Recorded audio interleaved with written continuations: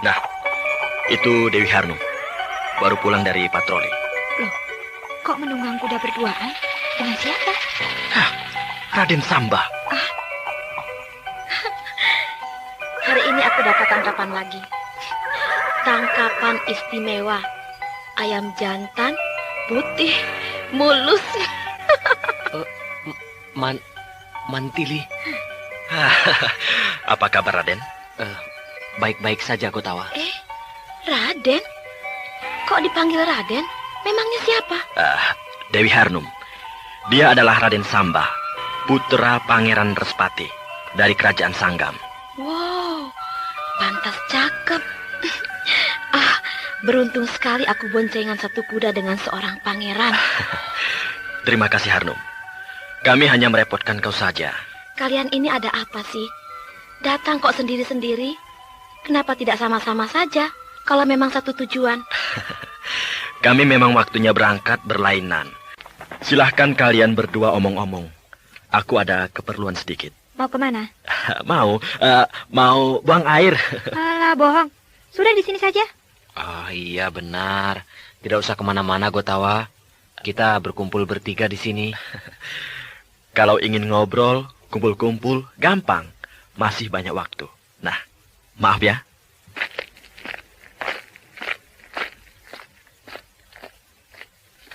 Mantili. Kenapa kau meninggalkan aku? Kenapa kau mencari aku? Kita kan berangkat sama-sama. Kenapa harus bercerai di tengah jalan? Habis, kau tidak mau mengerti? Aku mengerti, Mantili. Tapi caranya itu yang tidak baik. Pergi begitu saja tanpa pamit. Kalau aku pamit, kau pasti tidak memberi izin. Bukannya aku tidak memberi izin, tapi aku sudah bisa membayangkan suasana dan keadaan di markas pejuang kemerdekaan itu seperti apa.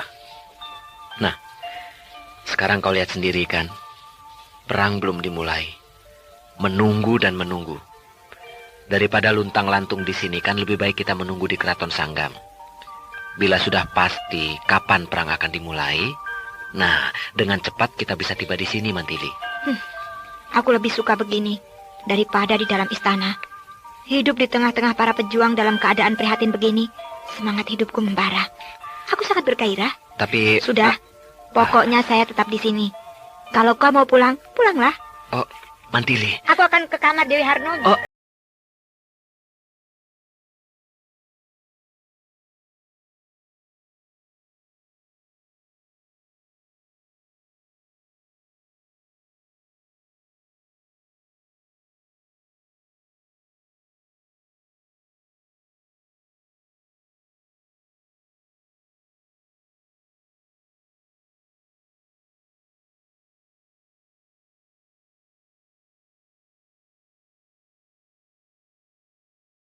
Tidak ada apa-apa.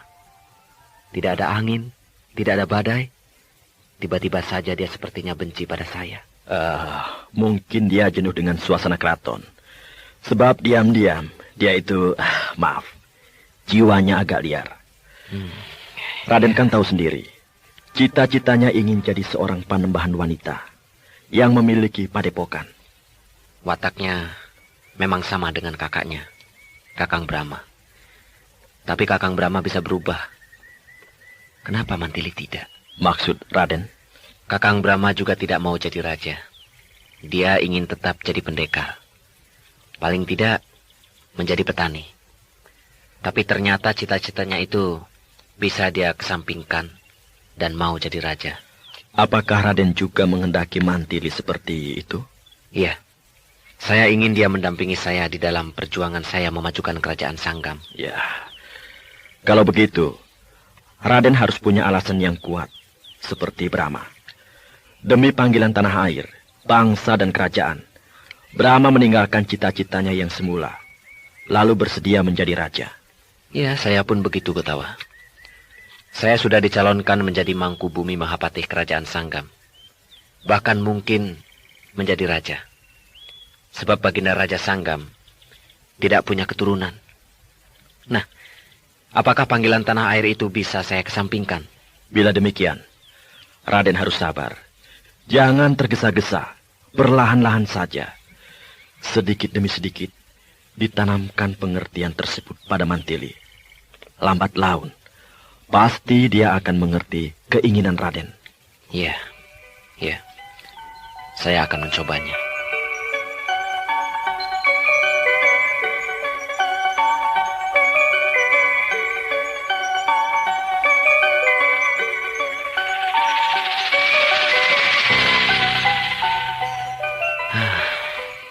Kenapa perang belum juga dimulai?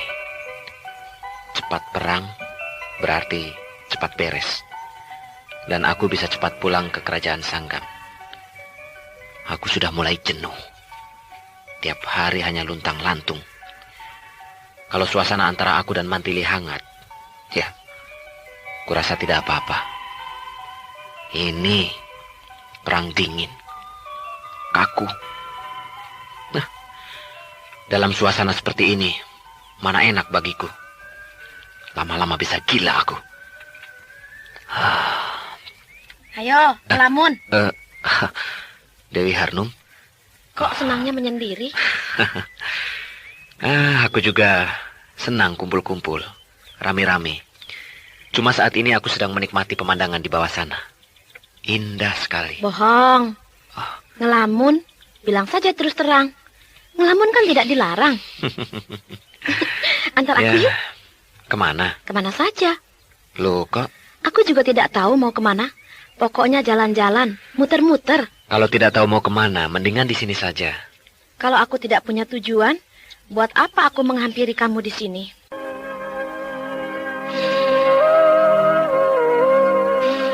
Raden Samba agak masyghul sebab Mantili agak berubah, yang menyebabkan suasana di antara mereka berdua menjadi kaku dan agak dingin.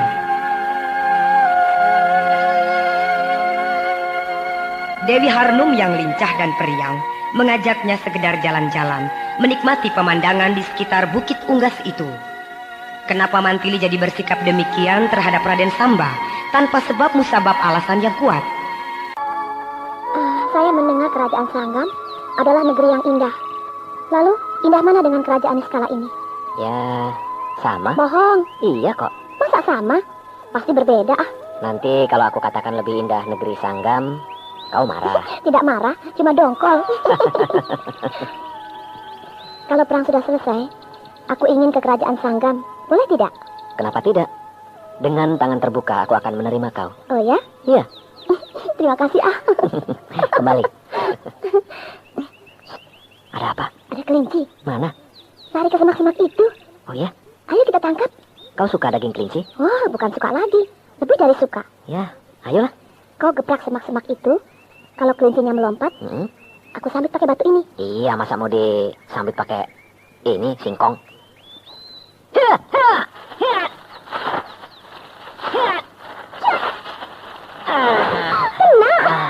Ini. Bawa ke sini. Ya. Nah, ini kelincinya. Kau melempar tepat kena kepalanya. Ya, kurus. Kasian amat. Biar kurus kan tetap saja ada dagingnya. Iya. Ayo kau cari kayu bakar. Aku yang mengulitinya. Iya.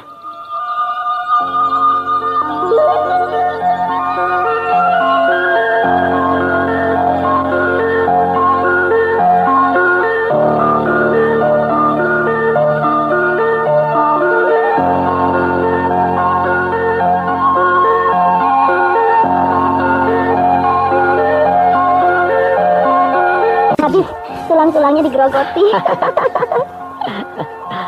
Habis daging kelinci ini enak. Sayang cuma satu ya.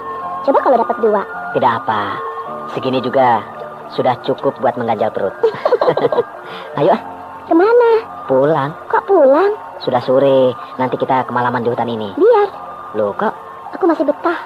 Tapi nanti anak buahmu cemas. Sudah sore begini kau belum pulang? Mereka tidak akan mencari aku. Soalnya tidak ada perang. Lalu di markas juga mau apa? Paling bengong. Bosan. Tapi semenjak ada kamu, aku senang jadi punya teman. Suasana di markas para pejuang itu tidak membosankan lagi. Kamu senang tidak main-main dengan aku? Ya, senang. Benar. Iya, betul. Kalau tidak senang, bilang saja terus terang. Nanti aku tidak akan mengajak lagi kau main-main. Aku senang kok, sungguh. Terima kasih.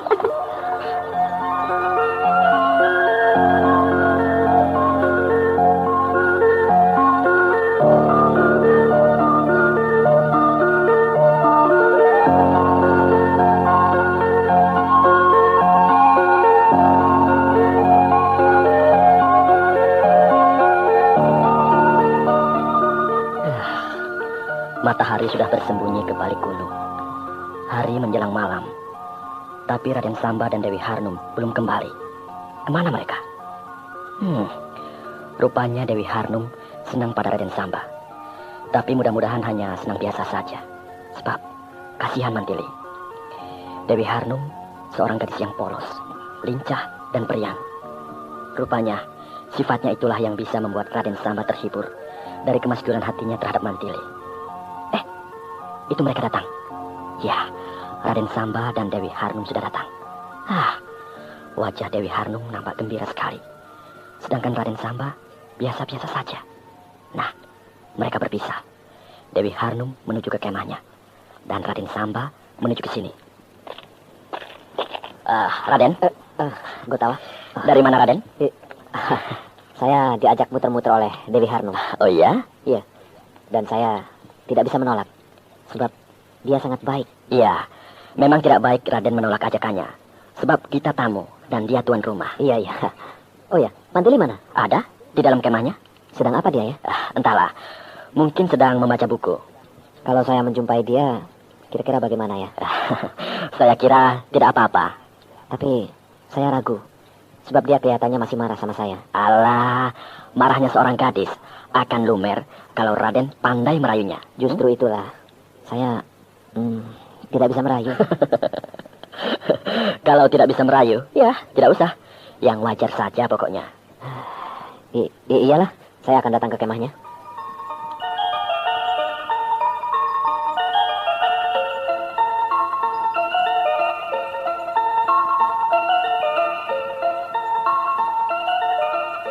Sampurasun. Sampai. Boleh saya masuk? Masuklah. Kau masih marah padaku, Mantili? Tidak. Syukurlah. Oh ya, Mantili. Tadi aku main-main dengan Dewi Harnum. Oh ya? Main-main ke mana? Ya, di sekitar sini saja. Iya. Aku tidak bisa menolak ajakannya. Sebab dia tuan rumah dan kita tamu. Iya, dia memang baik. Mantili, kau sedang apa? Tidak sedang apa-apa. Maaf, aku mengganggu barangkali. Tidak. Perang kok belum mulai juga ya? Kita di sini jadi pengangguran. Iya. Kau tidak bosan dengan suasana begini? Tidak. Maksudku, kalau kau bosan, Mantili, kita... tidak. Kok tidak diteruskan bicaranya?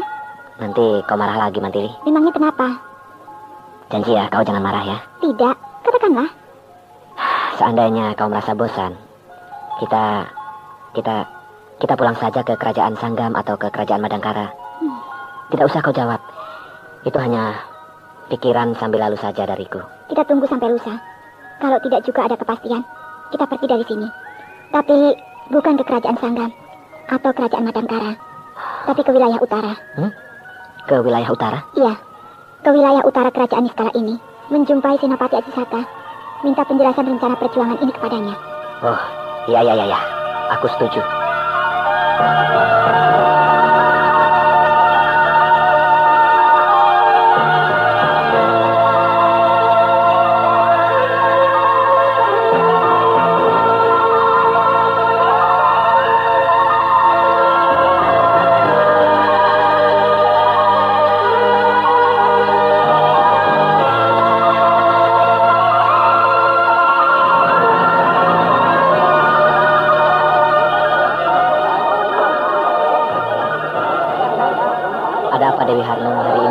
Semua pasukannya. Tadi malam datang seorang prajurit dari wilayah utara yang membawa pesan dari Ajisaka bahwa kewaspadaan harus ditingkatkan.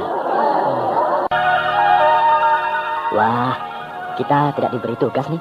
Anda sekalian kan tamu. Tapi bukan tamu resmi, melainkan teman seperjuangan, bukan? Ini kan belum perang, baru patroli biasa. Nah, lebih baik Anda sekalian santai-santai saja. Patroli juga kan berhandai-handai, bukan? Ya, baiklah. Nah, kalian mau ikut regu yang mana? Kau kan komandan, aturlah. Kami akan patuh pada perintahmu. Waduh, aku komandan. Loh, iya kan? Sudahlah, kalian ikut aku saja. Kita berempat menjadi regu tersendiri. Regu istimewa.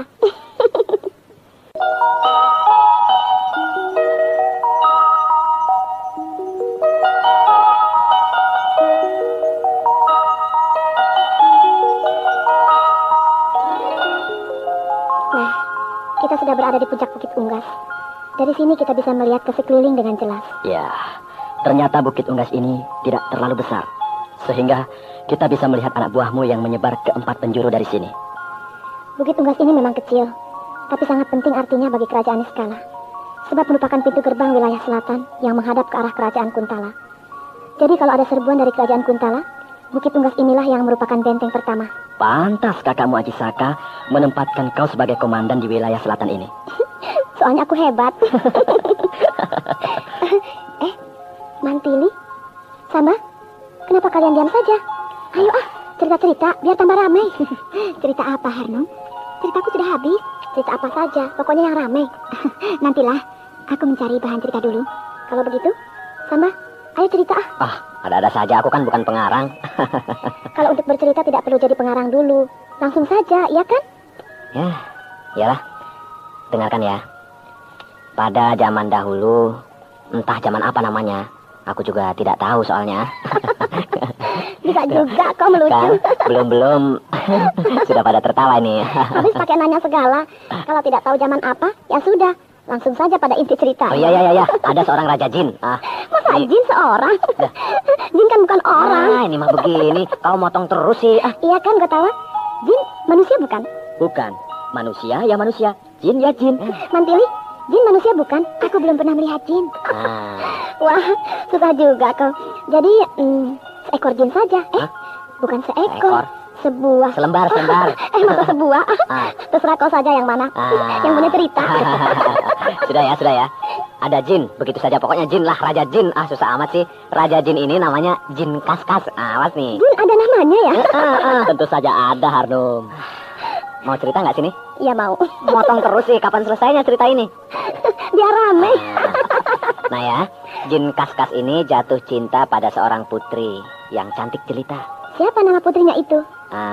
Namanya Dewi Harnum. Kau jangan ngaco, Samba. Loh. Cerita saja, jangan nyerempet-nyerempet. Loh, justru yang nyerempet-nyerempet itu yang enak. Bukan begitu, Gotawa? Benar. Kok jadi ngelantur? Mana ceritanya? Iya. Dewi itu namanya Dewi... Jangan ngarang yang tidak-tidak lagi. Loh, ini kan karangan. Iyalah, ayo teruskan. Putri yang cantik jelita itu namanya Dewi Gambirwangi. Di mana-mana, Gambir ya wangi, tidak ada yang bau. Ya, namanya juga cerita. Kok tertawa melulu, kok tawa? Habis ceritanya tidak jalan-jalan. Dari tadi cekcok melulu. Potong-potong melulu. Iyalah, aku tidak akan banyak komentar lagi seperti Mantili. Jadi pendengar yang baik. Jadi iya kan, Mantili? Iya. Ayo teruskan ceritanya. Ya, Dewi Gambirwangi ini seorang manusia biasa. Ratu kerajaan Sawu Jajar. Wah, pasti banyak pohon sawo di kerajaan itu. Lagi, ya tentu saja. Namanya Sawu Jajar. Pohon sawo yang berjajar-jajar. Nah, kau tertawa lagi, kau tawa? Kamu sih katanya tidak akan memberi komentar lagi. Nyatanya masih saja nyerocos. Kalau tidak ngomong, rasanya mulutku gatal. Sudah ya, teruskan ya. Tentu saja harus diteruskan sampai tamat. Sampai tamat ya. Jin Kaskas datang ke kerajaan Sawu Jajar melamar Ratu Dewi Gambirwangi. Diterima lamarannya itu? Tentu saja ditolak. Wah, kasihan ya Jin Kaskas. Iya, kasihan lah. Ratu Gambirwangi yang cantik jelita itu boro-boro cinta. Melihat Raja Jin Kaskas itu, dia hampir pingsan. Saking takut dan mengerikan. Oh, Jin Kaskas itu jelek. Kamu ada-ada saja, namanya juga Jin. Ya jelek. Aku kira Jin ganteng seperti kau. Masam kecut. Terus bagaimana? Terus ya, Jin Kaskas marah. Ya, Raja Jin itu murka sekali. Kakinya dihentak-hentakan ke tanah. Kecelik. Kontan, bumi goncang. Gempa bumi. Hah? Masa dijejak begitu saja gempa bumi? Loh, jin itu besarnya bukan main. Jin raksasa. Sakti lagi. Tentu saja ketika kakinya menjejak bumi berkali-kali jadi gempa bumi. Hebat banget. Terus? Saking marahnya ya, kerajaan Sawu Jajar itu diserbu. Rakyat kerajaan Sawu Jajar semuanya dimakan. Dimakan? Namanya juga jin kok banyak hasil Kan suka makan manusia. Wah, habislah rakyat kerajaan Sawu Jajar itu. Nggak habis, nggak. Ludes ya, tandas. Bukan hanya rakyat saja yang dimakan. Hewan, kerbau, sapi, ayam, kambing, dan lain sebagainya semuanya ditelan. Rakus banget jin sinting itu. Ya, namanya juga jin. Apa saja dilalap. Lalu Dewi Gambirwangi juga dimakan? Sebenarnya mau dimakan, tapi tidak. Oh, tidak? Iya, hanya satu orang yang masih hidup. Ya, ratunya itu, Dewi Gambirwangi. Kasihan dia. Lalu? Dewi Gambirwangi menangis terseduh-seduh melihat kerajaannya hancur, rakyatnya binasa. Nah, melihat Dewi Gambirwangi menangis begitu, Jin Kaskas juga ikut menangis. Rupanya dia kasihan juga kepada Dewi Gambirwangi. Jin juga bisa menangis ya? Ya, tentu saja bisa. Terus? 1 bulan Jin Kaskas menangis. Air matanya tak henti-hentinya mengalir. Maka banjirlah di muka bumi. Banjir? Ya, dunia dilanda banjir besar. Loh, kok? Enak benar kau tertawa, Gotawa. Karena ada Raja Jin menangis terus-menerus 1 bulan penuh, maka terjadilah bencana alam. Dunia dilanda banjir besar, yaitu air bah. Banjir air mata Raja Jin Kaskas. Iya, benar. Kau ini, Samba, bercerita yang tidak-tidak saja. Raja Jin marah, kakinya menjejak bumi, jadi gempa bumi. Raja Jin menangis, bumi dilanda banjir.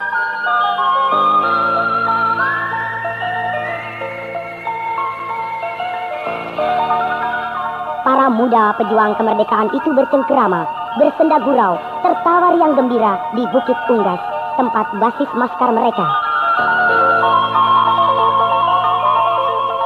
Ternyata Raden Samba pintar bercerita. Dewi Harnum dan Gotawa sampai terpingkal-pingkal dibuatnya.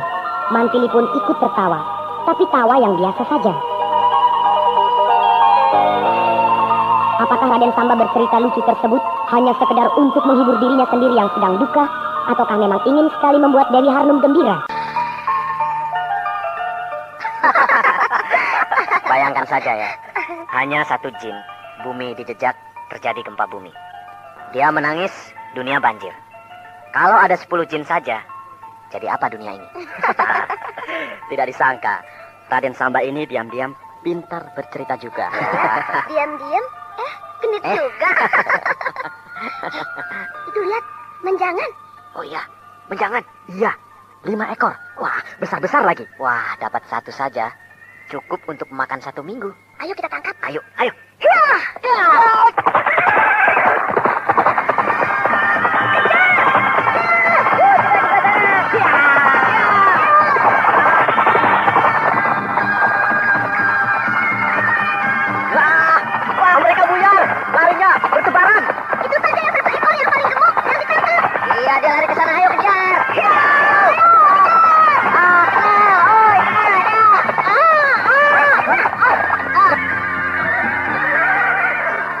Raden Samba jatuh ke jurang.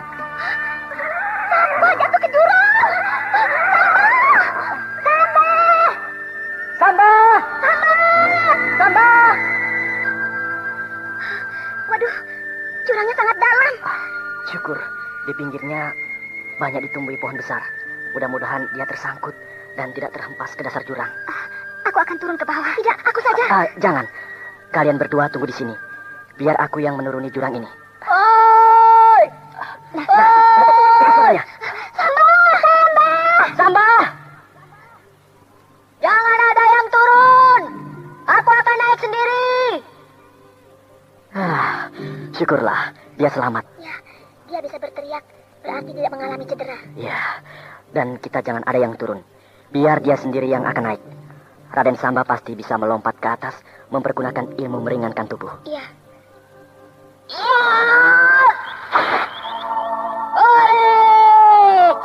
Samba? Pakaianmu robek-robek dan badanmu lecet-lecet. Tidak apa-apa kok. Aku berhasil meraih cabang pohon dan menyangkutkan tubuhku ke pohon itu. Jadi tidak sampai terhempas ke dasar jurang. Tapi kau sakit. Ayo sini aku pijit. Tidak usah, Harnum. Tidak apa. Aku pintar ngurut kok. Sini. Tidak usah malu-malu. Ayo tiduran. Tidur? Tidak usahlah. Duduk saja. Biar enak. Tidak. Ya sudah, duduk saja. Kudaku terperosok ke lubang kecil di tanah. Jadinya kuda itu bersama aku terlempar ke jurang. Tapi pedangmu berhasil merobek teguk menjangan itu. Oh ya? Iya.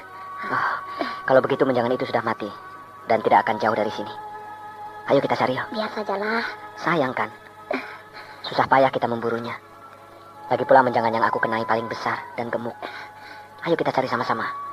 Sudah lama aku ingin makan daging menjangan. Biar aku saja yang mencarinya, Raden. Kau di sini saja. Bagaimana, Mantili?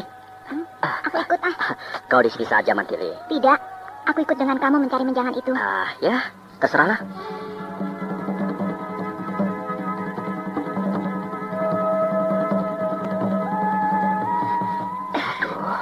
Jangan keras-keras. Pelan-pelan saja mijitnya. Kalau pelan-pelan lama sembuhnya. Tapi aku kan tidak cedera. Memang tidak. Ada urat-urat dan otot-otot yang perlu dibetulkan. Oh ya, Iya, kau belajar urut dan pijit di mana? turunan. Turunan. Nenekku jago mijit. Oh. Aduh, sakit. Sakit-sakit enak. Pokoknya kalau dipijit sama aku, pasti ketagihan. Aku mau ketagihan.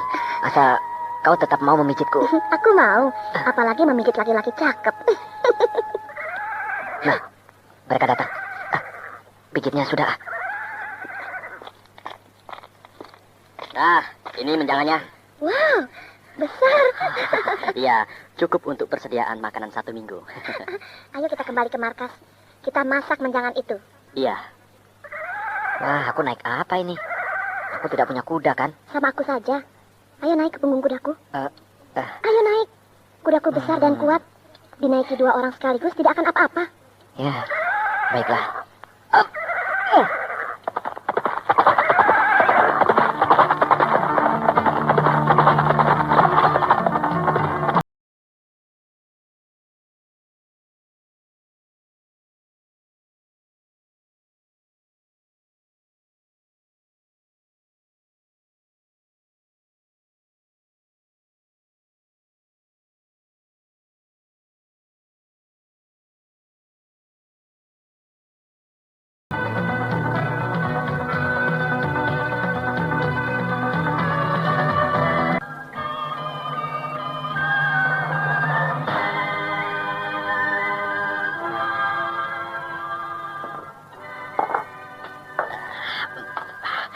Memang benar kata orang, daging menjangan paling enak dibanding dengan binatang manapun.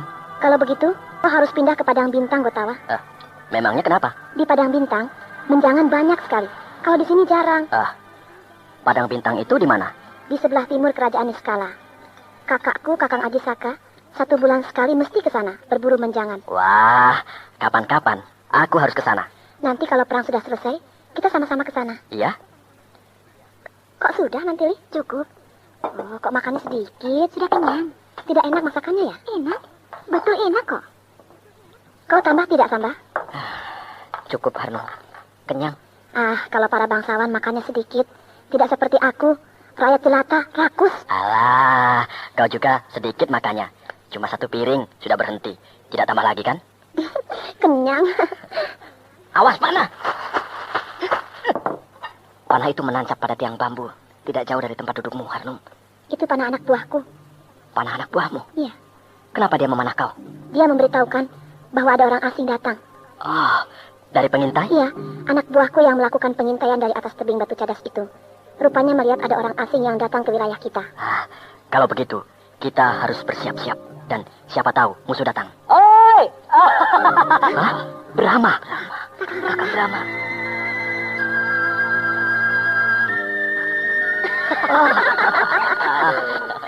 Apa kabar, Mantili? Raden, Gotawa? Baik, Kakang. Baik, Kakang. Syukurlah. Harnum, inilah tuanku Brahma, Raja Madangkara. Bagaimana kabarnya Ramanda dan Ibunda, Kakang? Sehat walafiat. Syukurlah. Tapi seperti yang kita duga, Ramanda dan Ibunda tidak mau tinggal di istana. Lalu di Kampung Jamparing? Benar. Wah, pasti Kampung Jamparing geger. Wah, bukan geger lagi, Mantili. Gempar. Rakyat berbondong-bondong datang, menghaturkan sembah pada Ramanda dan Ibunda. Rakyat sangat bersuka cita. Kedua orang tua kita sudah kembali. Saya bisa membayangkannya. Paman dan bibi Anda, Pak Arum dan Bu Arum, pasti menangis terseduh-seduh. Paman dan Bibi Arum hampir pingsan. Mereka tidak percaya. Ibarat mimpi, kedatangan Ramanda dan Ibunda. Puji syukur. Ramanda dan Ibunda diterima oleh rakyat dengan penuh kehangatan. 7 hari 7 malam rakyat Madangkara pesta, merayakan kembalinya kedua orang tua kita. Tiap hari tamu datang. Para pembesar keraton semuanya tumplek ke Kampung Jamparing. Sayang kita berada di sini ya.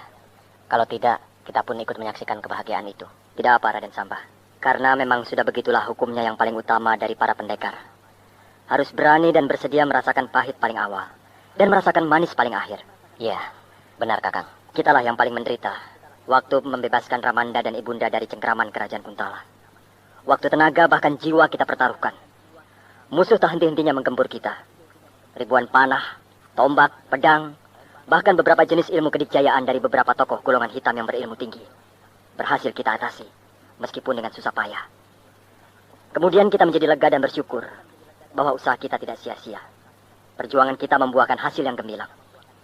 Itulah letak kepuasan kita. Perkara yang datang kemudian berupa puji dan sanjung, ataupun sajian pesta pora, adalah merupakan yang kedua.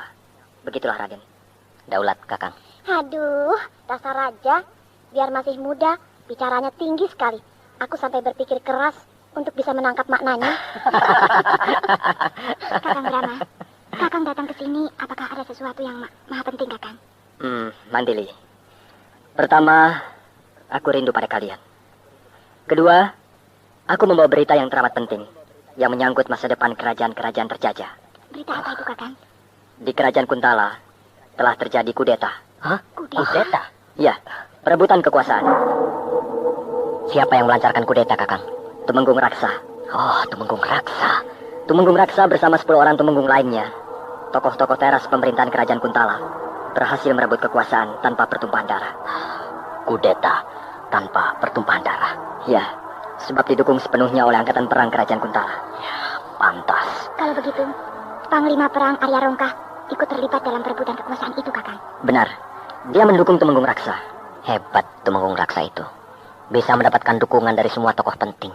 Iya. Dia sedang mengalami masa jaya. Inilah kesempatan yang paling baik untuk menggempur kerajaan Kuntala. Benar, Dewi Harnum. Untuk itulah aku menemui kakakmu, Bang Bara Acisaka di wilayah utara. Jadi, Anda sudah berjumpa dengan kakak saya? Sudah. Sebab dari Madangkara, aku langsung menuju ke wilayah utara, menemui kakakmu. Bagaimana katanya? Besok pagi, kerajaan Niskala diserbu. Oh, besok pagi? Ya, besok adalah hari yang paling bersejarah. Sebab bukan hanya di sini, di kerajaan Niskala akan terjadi perang kemerdekaan. Akan tetapi di semua kerajaan terjajah. Hah, benarkah? Ya, kerajaan Selimbar, kerajaan Salingkuh, kerajaan Saptarema, dan di sini kerajaan Niskala. Besok pagi sudah sepakat, serentak mengobarkan perang kemerdekaan. Mampuslah si Tumenggung Raksa yang sok jago itu. Biar biji matanya keluar dan kepalanya pecah melihat semua kerajaan jajahan bangkit menentang kerajaan Kuntala.